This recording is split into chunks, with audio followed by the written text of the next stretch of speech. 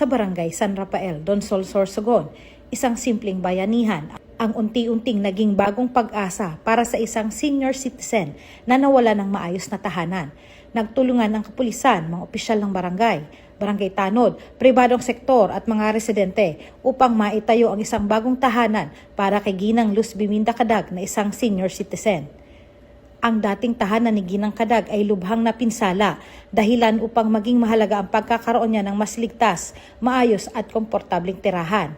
Sa pamamagitan ng sama-samang pagkilos, layunin ng proyekto na mabigyan siya ng isang tahanang hindi lamang magsisilbing proteksyon laban sa panganib, kundi magiging simbolo rin ng pag-asa, dignidad at malasakit ng komunidad.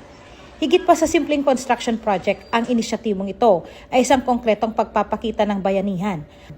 Naging mahalagang katuwang din sa proyekto ang MSWD Donsol na nagbigay ng kinakailangang tulong pinansyal upang maisakatuparan ang pagtatayo ng bahay. Nagpaabot naman ng bukas palad na suporta ang Bunaobra Construction Supply sa Donsol, Sorsogon sa pamamagitan ng pagkakaloob ng mga materyales na kailangan para sa konstruksyon.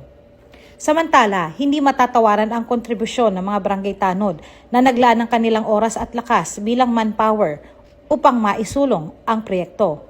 Sa bawat kamay na tumulong at bawat pusong nagmalasakit, unti-unting nabubuo ang isang tahanan. Ngunit higit pa sa isang istruktura ang kanilang itinatayo. Ito ay bagong simula para kay Ginang Cadag. Ito rin ay tungkol sa pag-abot sa mga nangangailangan, pakikipagkapwa at sama-samang pagkilos para sa kapakanan ng komunidad. Mula dito sa Sorsogon Police Provincial Office, ako po si Police Staff Sergeant Angeli Bionson.